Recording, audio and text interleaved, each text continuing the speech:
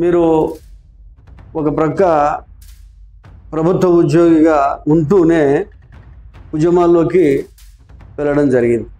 మీరు ఉద్యమంలోకి ఎందుకు వెళ్ళడం జరిగింది, ఆ ఉద్యమంలో ఎలాంటి ఆటిపోట్లకు గురయ్యారో?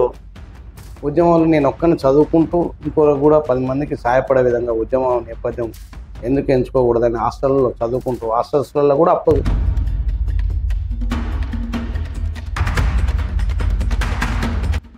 ఇప్పుడు మీ డిపార్ట్మెంట్లో, లైబ్రరీకి సంబంధించిన డిపార్ట్మెంట్లో మన మాదిగలకు ఇక్కడ ఏమైనా స్థానాలు అంటే ఉద్యోగాలు కల్పించారా? మినిమం మన దాంట్లో మాదిగలో ఈ డిపార్ట్మెంట్లో బేసిక్గా ఆ ఆఫీసర్ నుంచి కింది వరకు రికార్డ్ అసిస్టెంట్ వరకు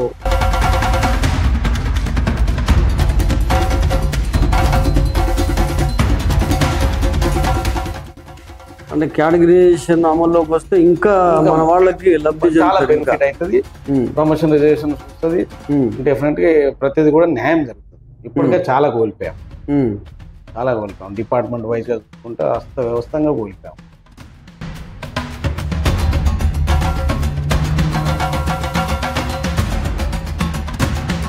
ఈ యూత్ ఇప్పుడు ఉన్నటువంటి ఎవరైతే యువకులు ఉన్నారో ఈ సమాజానికి మీరు ఏం చెప్పదలుచుకున్నారు?